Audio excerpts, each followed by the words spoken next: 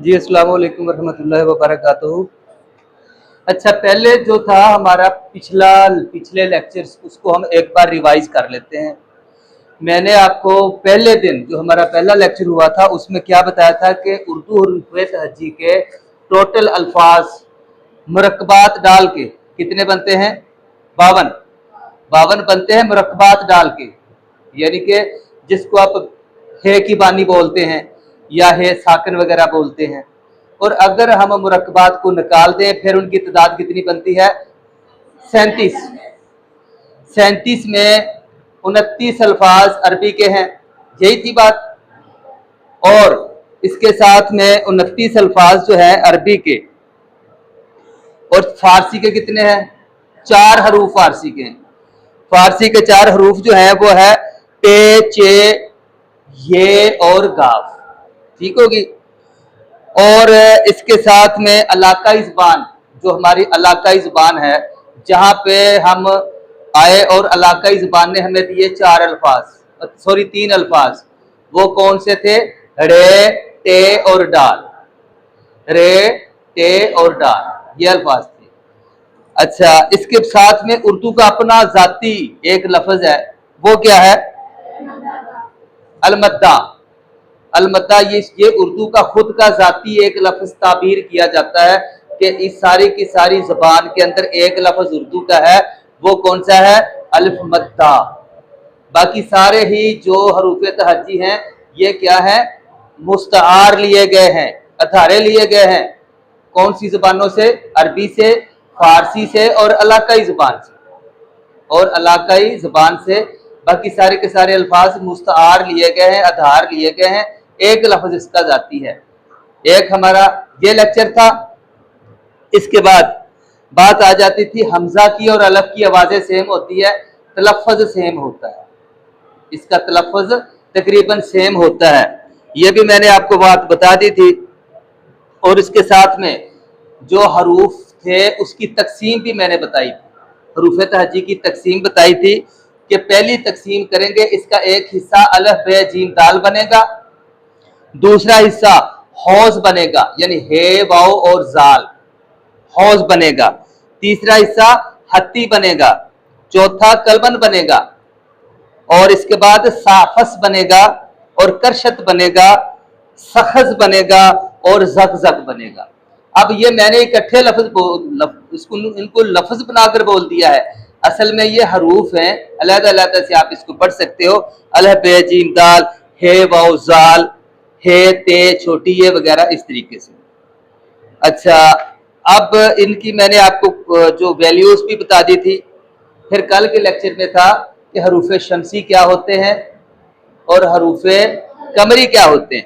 तो ये कल वाले लेक्चर में था कि जिनके साथ अल बोला, जिनके साथ अलिफ लाम अल आता है लेकिन वो लिखने में आता है और पढ़ने में नहीं आता, वो क्या होते हैं? हरूफ शमसी होते हैं।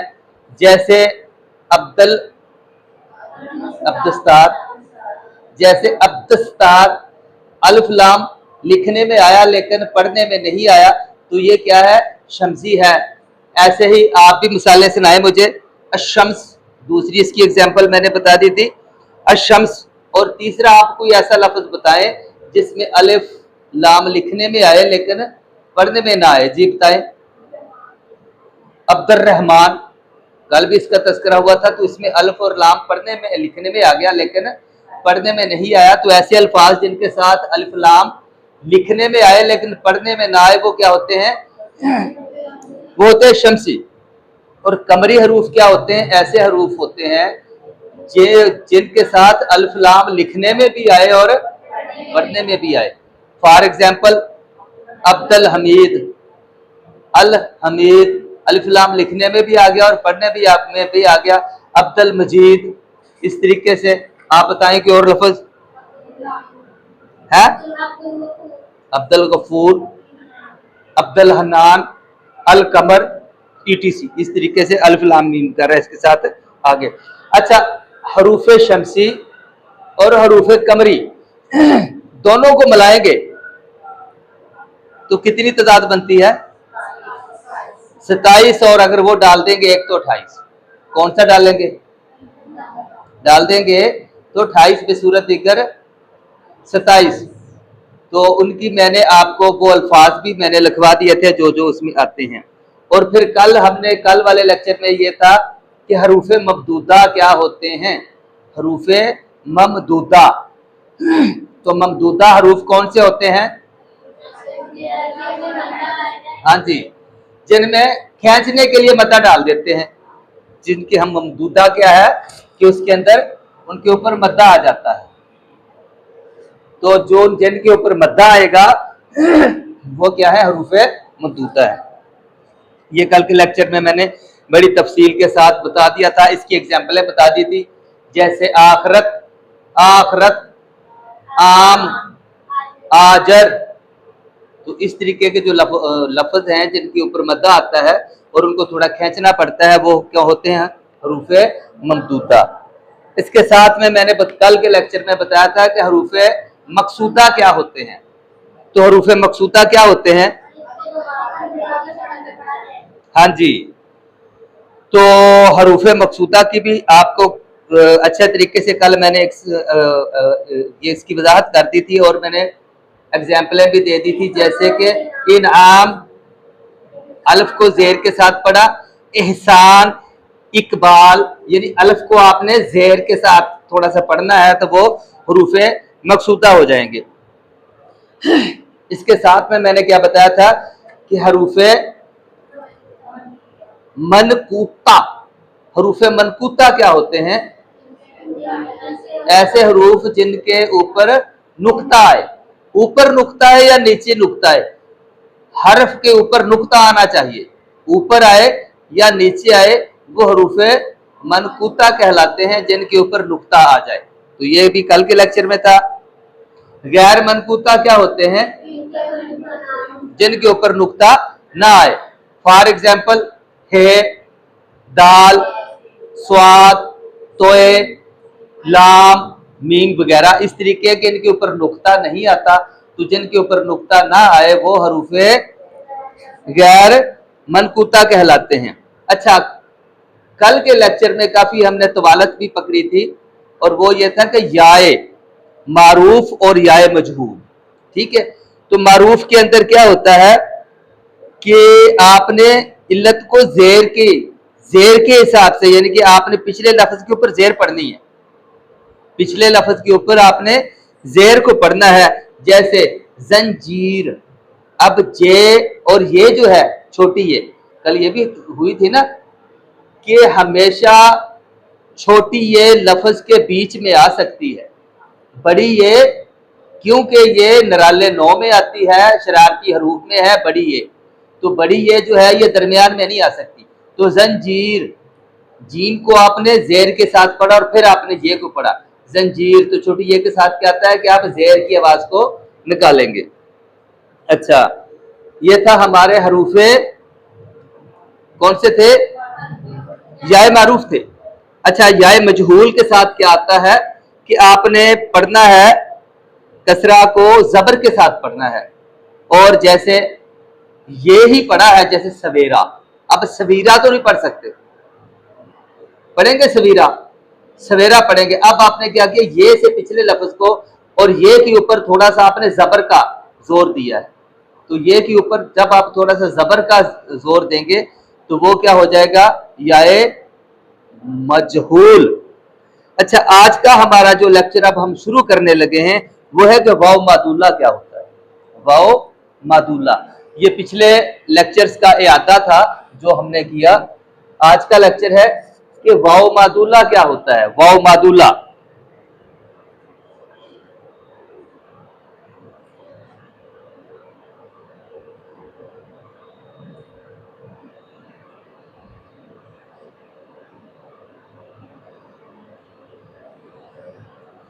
वाव मादुल्ला क्या होता है?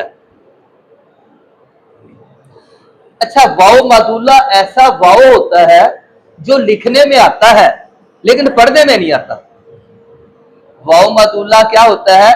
ऐसा वाव जो लिखने में आता है लेकिन पढ़ने में नहीं आता। तो वाव मादुल्ला क्या है? ऐसा वाव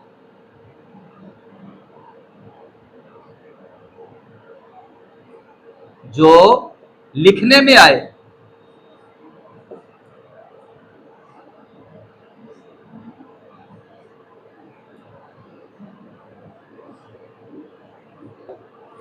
लेकिन पढ़ने में ना आए।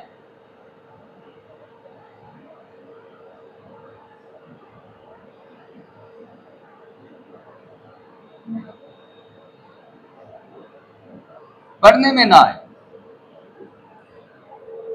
इसकी मैंने कल आपको एग्जाम्पल सुनाई थी, जैसे ख्वाब। अब ख्वाब हम पढ़ते हैं ख्वाब और लिखते क्या है?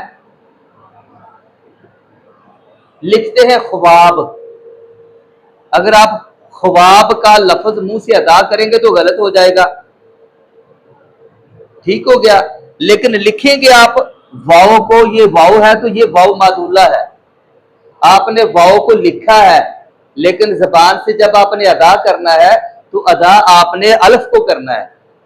जब आप इसको जबान से अदा करेंगे तो ख्वाब पढ़ेंगे, और जब लिखेंगे तो ख्वाब लिखेंगे। ऐसे होता है। ऐसे एक लफ्ज होता है दरख्वास्त, दरख्वास्त। अब अगर हम उसको सही पढ़ेंगे तो दरख्वास्त पढ़ेंगे। अब वहां पे वाव मादूला है तो आप अदा मुंह से क्या करेंगे? दरखास्त, कि मैंने एक दरखास्त पेश की। तो दरखास्त उसके अंदर भी वाव जो है मादूला है। जैसे अब हम लिखते हैं दरखास्त। अब ये जो वाव है ये मादूला में आ जाती है। तो वाव मादूला क्या होता है? ऐसा वाव जो लिखने में आए लेकिन पढ़ने में ना आए, वो होता है वाव मादूला। ये बात क्लियर होगी? अच्छा, अब हम पढ़ते हैं ये अगला जो है, कहां पे है? वाव मादूला से मतलब कोई कंफ्यूजन है किसी को? इसकी और एग्जाम्पल सुना देता हूं आपको। हाँ, खुदा ना खास्ता, दस्तरखान, इस तरीके से। यानी कि ये तो एक मैंने बता दिया ना कि जो वाव लिखने में आए अल्फाज में लेकिन पढ़ने में ना आए तो वो वाव जो होता है वो वाव मादूला होता है। अच्छा, अब हम आते हैं अगली तरफ। वाव मादूला में कोई किसी किस्म की अब हाम तो नहीं रह गया किसी को?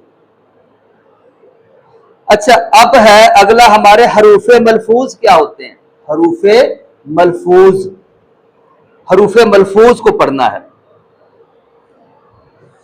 हरूफे मलफूज ऐसे हरूफ होते हैं जो बोलने में और पढ़ने में दोनों में ही आए।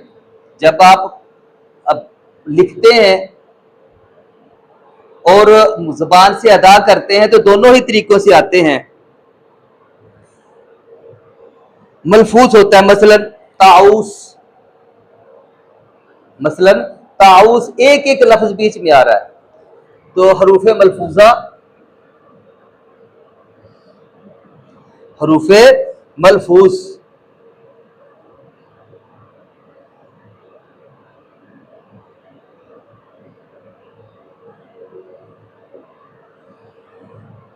ये ऐसे हरूफ होते हैं, ऐसे हरूफ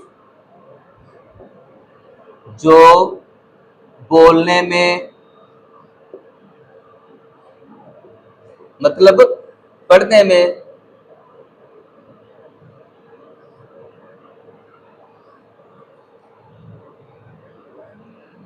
और लिखने में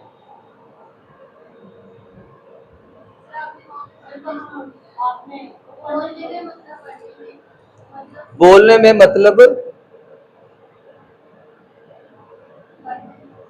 पढ़ने और लिखने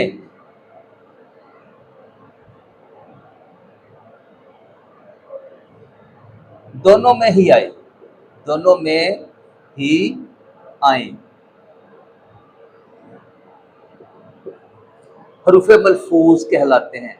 इसकी मैंने एग्जाम्पल आपको सुनाई थी, जैसे गुले, दाऊदे, ताउसी, ताउस।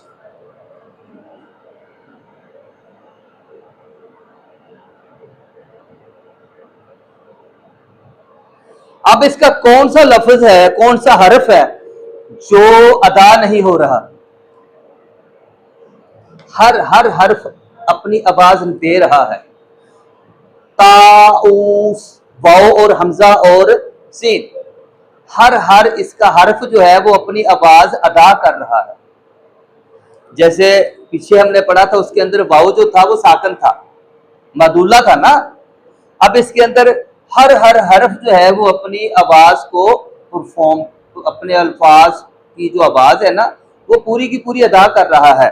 जैसे ताऊस, अब ताऊस के अंदर हमजा जो है ये मलफूज है। ताऊस, ताऊस में हमजा मलफूज है।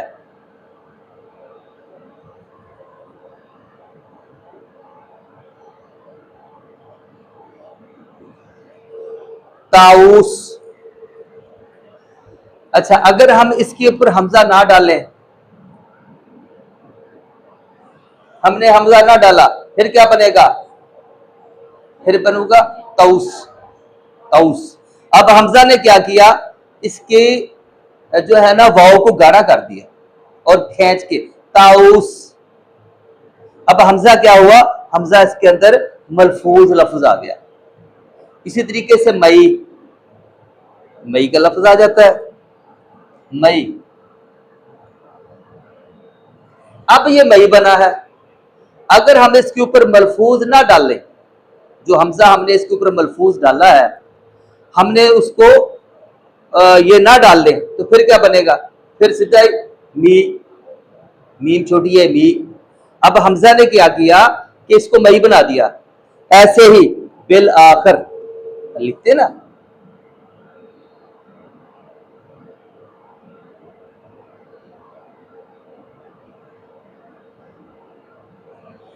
ऐसा अक्सर आप लफ्ज देखते हैं, है ना, इकट्ठा कर देते हैं। अब हमजा इसके ऊपर मलफूज है, ऊपर जो उसकी चीज आ जाती है वो क्या है, जिस तरीके से हाँ, वो ये आ गया था क्या था इसको, अब यहाँ पे इसका मद्दा जो है, इसका मद्दा क्या आ गया है?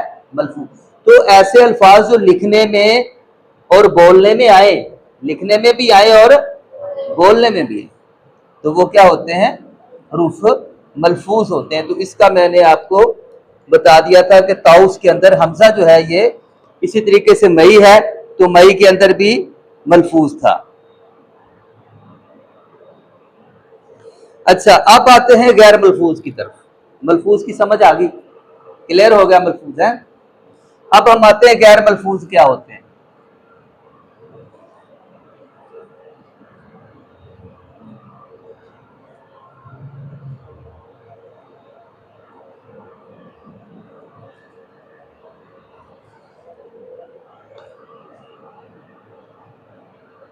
गैर मलफूज हरूफ। अच्छा, गैर मलफूज हरूफ और मादुल्ला वाला, जो हमने मादुल्ला को पढ़ा था, ये तकरीबन सेम सेम सा होता है। गैर मलफूज अल्फाज और जो मादुल्ला में हम वाव को साकन करते थे, ठीक है ना, इनके अंदर काफी ममासलत है लेकिन फर्क है। मादुल्ला, अभी जो हमने वाव मादुल्ला पढ़ा था उसके अंदर तो सिर्फ एक लफ्ज वाव था जिसको मादुल्ला किया जा रहा था, ऐसे था ना। लेकिन गैर मलफूज हरूफ, इसका मतलब हरूफ हर्फ की जमा होता है, तो इसका मतलब क्या हुआ कि गैर मलफूज हरूफ जिस तरीके से मादुल्ला में सिर्फ वाव को साइलेंट किया जाता था, इसके अंदर एक से ज्यादा हरूफ को साइलेंट किया जाता है गैर मलफूज हरूफ के अंदर। तो इसकी भी आपको एग्जाम्पल सुनाते हैं।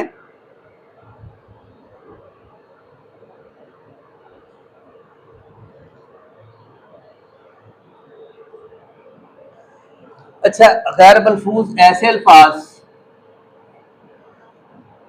ऐसे हरूफ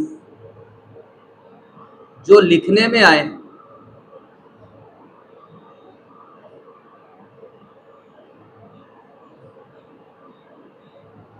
और पढ़ने में ना आए,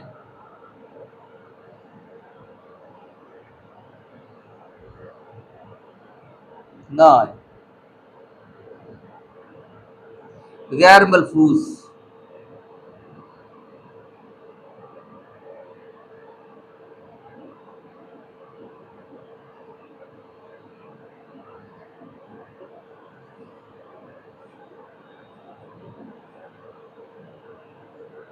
गैर मलफूज हरूफ होते हैं। तो ऐसे हरूफ जो लिखने में आए लेकिन पढ़ने में ना आए, तो इसकी एग्जाम्पल है मैं आपको वाव मादूला में दे चुका हूं। जैसे इसके अंदर हमने पहले क्या किया था कि जैसे ख्वाब था,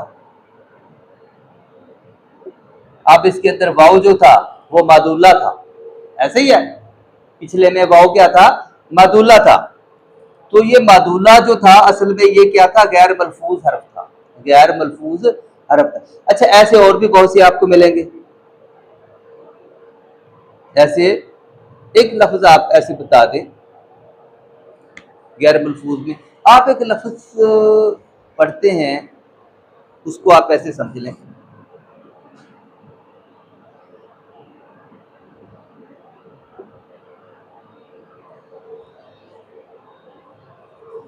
अच्छा अब एक मैंने लफ्ज लिखा है यकीनन, मलफूज और गैर मलफूज की सारी इस एक लफ्ज में हिस्ट्री लिखी हुई है।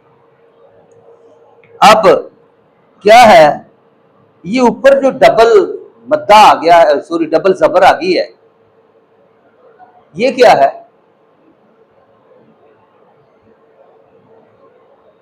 आई है ना। मलफूज में हमने क्या पढ़ा था, ऊपर हमजा आया था, ऐसे था, और क्या हुआ था कि उसका स्टाइल चेंज हो गया था।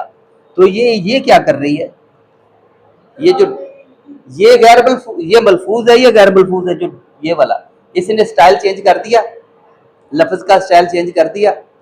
तो ये जो डबल जबर आई है ये क्या हुआ, मलफूज। अच्छा, अब हमने क्या किया, इसको रेज कर दिया, अब क्या ये बना गया यकीना। अब क्या बना ये यकीना, और अब क्या बन गया, फिर तो यकीन नन्ना बनाना चाहिए था, यकीन नन्ना। अगर हम हर्फ की तरफ देखेंगे तो क्या बना ये, हर्फ हर्फ क्या लिखा है मैंने, यकीन नन्ना, है ना। लेकिन हम इसको यकीन नन्ना पढ़ते क्यों नहीं है, क्योंकि इसके अंदर ये वाला जो अल्फ डाला हुआ है ये गैर मलफूज है। ऐसे हरूफ जो लिखने में आए लेकिन पढ़ने में ना आए, ऊपर मैंने लिखा हुआ ना, लिखने में आए लेकिन पढ़ने में ना आए। अब जो है ये मैंने अल्फ डाला हुआ है ये वाला, तो ये तो यकीन नन्ना पढ़ना चाहिए था, तो हम इसको यकीनन क्यों पढ़ते हैं। ये अल्फ जो है ये क्या है, गैर मलफूज है। और ये जो ऊपर ये वाला ये वाले डाले हुए हैं दो जबरे, ये क्या है, ये मलफूज है। तो एक लफ्ज के अंदर दो तारीफें, और ये मैंने अभी खड़े खड़े याद किया है, यानी कि इसको मैंने लिया है, मेरी डायरी में ये नहीं है, लेक्चर के अंदर ये नहीं है। तो अभी अभी जो मेरे ऐसे समझ ले कि एक दिमाग के अंदर नज़ूल हुआ है। तो इस एक लफ्ज के अंदर दोनों ही मलफूज और गैर मलफूज की तारीफें समाई हुई हैं, कि अगर हम इसको वैसे पढ़ेंगे तो यकीन नन्ना पढ़ेंगे, अगर हम बोलेंगे ना यकीन नन्ना तो सारे लोग एक ही पढ़ता पाया बड़ा पढ़िया लिखिया, तो वो मजाक उड़ाएंगे। अच्छा, और अगर आप ऐसे यकीनन को लिखें,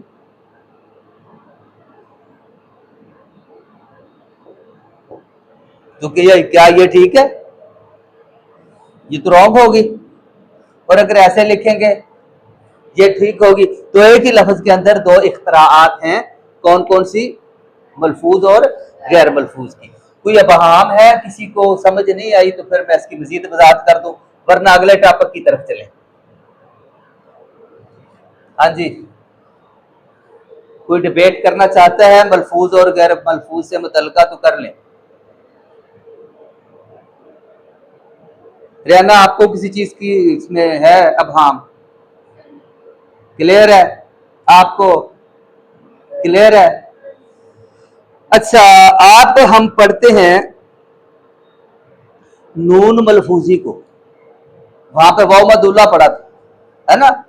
एक लफ्ज को हमने हाईलाइट किया था, एक लफ्ज को ही हमने स्टडी किया था, वाव मदुल्ला के अंदर सिर्फ वाव को ही डिस्कस किया था। अब हमने नून मलफूजी को डिस्कस करना है कि नून मलफूजी क्या है, नून मलफूजी क्या है। तो अगला हमारा जो टॉपिक है वो है नून मलफूजी।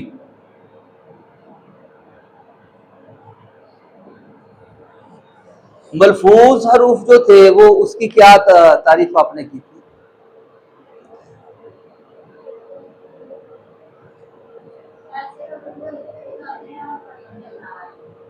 जी, जो लिखे भी जाते हैं और पढ़े भी जाते हैं।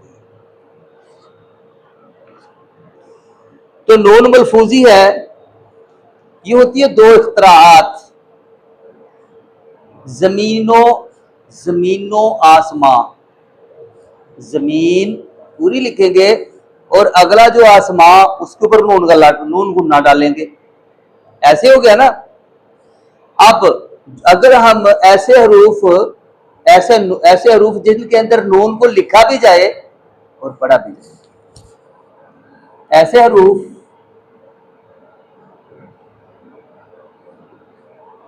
जिनमें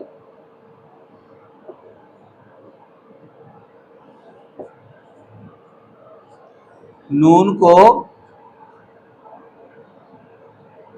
लिखा भी जाए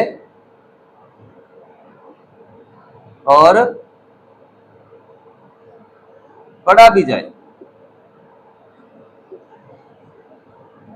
वो होते हैं नून मलफूजी। नून मलफूजी, फॉर एग्जाम्पल अनवान। अब नून को जहां पे भी लिखा है ठोक के लिखा है, और जब इसको पढ़ा है तो ठोक के पढ़ा है, ठीक है। और इसके साथ में जमीन और आसमान वगैरह, जमीन और आसमान वगैरह। अब इनके अंदर नून मलफूजी है, नून मलफूजी है, और गैर मलफूजी में हम क्या करेंगे, इसको ऐसे कर सकते हैं, जमीन, सारी जमीन का मालिक अल्लाह है, ठीक है। जमीनो आसमां, अभी जैसे मैंने पहले बोला था, जमीन ठोक के पढ़ा तो नून मलफूजी में आ गया, आसमां आगे नून गुन्ना आ गया तो गैर मलफूजी में आ गया। तो ये था नून गुन्ना जो है वो, खैर अगली हमारी अगला टॉपिक है। इसके अंदर आपको समझ आनी इस चीज की चाहिए कि आखिर में नून आता है, आखिर में नून आता है और उसको ठोक के पढ़ा जाता है, गाढ़ा करके, गाढ़ा करके उसको अदा किया जाता है, गाढ़ा करके उसको आपने अपनी जुबान से अदा करना है, तो जो नून लिखने में भी आता है और पढ़ने में भी आता है। अच्छा, अब हम आते हैं नून गुन्ना की तरफ। इसमें कोई प्रॉब्लम है, किसी को समझ ना आई हो, क्योंकि ये इतना टॉपिक नहीं है तो छोटे बच्चों को भी समझ आ जाएगी। अब हम आते हैं आज के आखिरी टॉपिक की तरफ।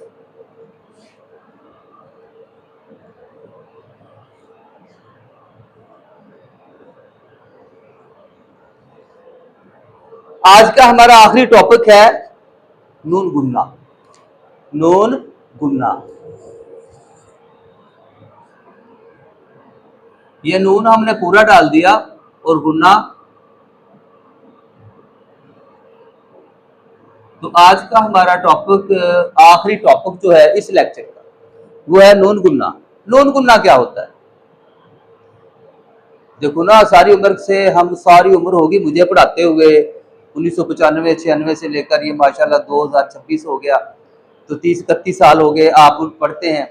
नून गुन्ने को हम सारे सबसे ज्यादा इस्तेमाल करते हैं मजा लेने के लिए भी, और एक लफ्ज को दूसरे लफ्ज के साथ जोड़कर फिर उसकी अदायगी और बनाने के लिए भी, और बाज लोग अपनी जुबान को थथा बनाने के लिए भी तो करते हैं ना। इसको नून गुन्ने का हम मैक्सिमम इस्तेमाल करते हैं।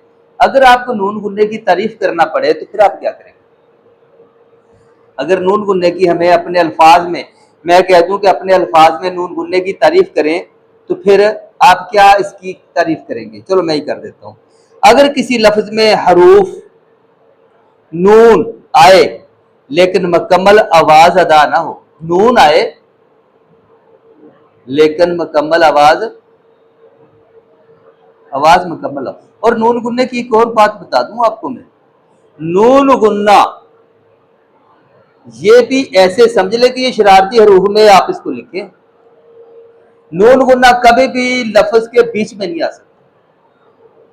आप लफ्ज लिख रहे हैं ना, तो उसके बीच में नहीं आ सकता, ये भी लफ्ज के एंड में आएगा, इसके ऊपर आकर लफ्ज खत्म हो जाएगा। नून जो है ये लफ्ज के बीच में आएगा, लेकिन नून गुन्ना जो है ये कभी भी किसी लफ्ज के दरमियान में नहीं आ सकता, जैसे बड़ी ये नहीं आ सकती, ठीक हो गया।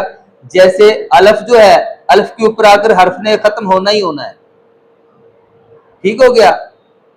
और ऐसे ही जो नून गुन्ना है इसके ऊपर आकर लफ्ज ने खत्म होना ही होना है। ऐसे बड़ी ये है तो इसके ऊपर आकर लफ्ज ने खत्म होना ही होना है, उसके बाद अगला लफ्ज चलना है। तो ऐसे जो नून गुन्ना है इसके ऊपर आकर लफ्ज ने खत्म होना है। अगर आप नून पढ़ रहे हैं लेकिन आवाज उसकी आप बारीक आवाज दे रहे हैं, मध्यम आवाज दे रहे हैं, तो वो नून गुन्ना होती है। नाक से आपने हल्का सा नून अदा किया, नून आप अदा कर रहे हैं लेकिन आपने हल्का सा नाक से अदा किया, तो वो नून गुन्ने की होगी। ये लफ्ज हमेशा, ये हमेशा लफ्ज के आखिर में आता है। जैसे मैंने आपको बताया कि आप इसको भी जो शरारती हरूफ हैं या आप नराले 9 कहते हैं उनमें ही काउंट करके आप इसको नराले 10 बना लें, क्योंकि ये भी हमेशा एंड में आएगा। बेशक ये हमारे हरूफ तहजी का हिस्सा नहीं है। आप 37 अल्फाज उठाएं, उनमें नून गुन्ना आपको नजर आएगा? नहीं आएगा। ये हमारी एक जाती इख्तरा है, हमारी उर्दू की जबान की एक इख्तरा है, और इख्तराआत काफी सारी हैं, इख्तराआत काफी सारी हैं। ये जो हमारे हरूफ तहज्जी हैं 37, जिसके अंदर आप 28-29 अरबी के लेते हैं, 4 उसके लेते हैं फारसी के लेते हैं, 3 मकामी ज़बान के लेते हैं, और एक मद्दा अल्फ मद्दा जो है इसको उर्दू का ज़ाती लफ्ज़ ताबीर किया जाता है। इसको आप मिलाएंगे तो 37 बनेंगे 37, उनमें आपको नून गुन्ना नजर नहीं आएगा। इसलिए हम इनको शरारती हरूफ में ले नहीं सकते, लेकिन मैंने ये बताया कि आप इसको 10वां समझ लें अगर आप काउंट करेंगे तो, क्योंकि इसकी ये लफ्ज के हमेशा एंड में आएगा और नाक से हल्की सी इसकी आवाज अदा होगी नून गुन्ने में। अच्छा, नून के अंदर नुक्ता आप ना डालें तो फिर क्या बन जाएगा? नून गुन्ना। आप नून लिख रहे हैं तो नून नून लिखते लिखते आप उसके अंदर वो नुक्ता ना डालेंगे तो वो नून गुन्ना हो जाएगा। जब आप नुक्ता ना डालेंगे तो मतलब कि वहां पे आपका लफ्ज खत्म हो गया, वो वाला लफ्ज वहां पे खत्म हो गया। जैसे मैं, अब आपने एंड में नून गुन्ना डाल दिया, मीम ये नून गुन्ना मैं, अब वो लफ्ज वहां पे मुकम्मल हो गया, लेकिन जो आपने नून गुन्ने की आवाज डाली है, निकाली है, वो हल्की सी है। अच्छा, ये होता तो गैर मनकूत है, जैसे अपने मनकूता और गैर मनकूता पढ़ा, तो ये गैर मनकूता है। अच्छा जी, अब नून गुन्ने में अगर आप इसकी तारीफ बनाएंगे, मैंने इतना लेक्चर दिया इसके ऊपर, तो आप इसकी तारीफ कैसे बनाएंगे कि लफ्ज को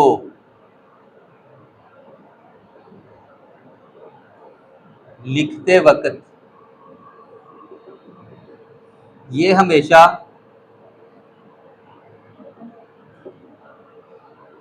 लफ्ज के दरमियान में आता है, आखिर में आता है, हमेशा लफ्ज के आखिर में आता है। नून की आवाज को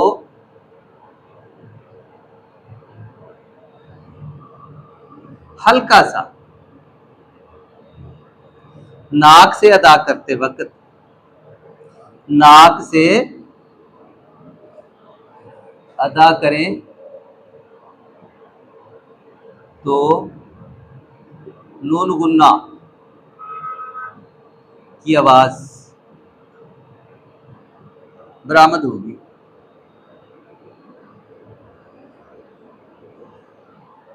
और साथ में मैंने आपको ये बताया, लिखूंगा नहीं वरना गलत हो जाएगा, कि आप इसको 10वां शरारती हर्फ भी आप इसको अपने जहन में कह सकते हैं। अपने जहन में आप इसको 10वां, जहां पर शरारती थे ना हरूफ 9, वहां पर आप इसको 10वां शरारती हरफ भी काउंट कर सकते हैं, क्योंकि इसके ऊपर आकर लफ्ज ने खत्म हो जाना होता है।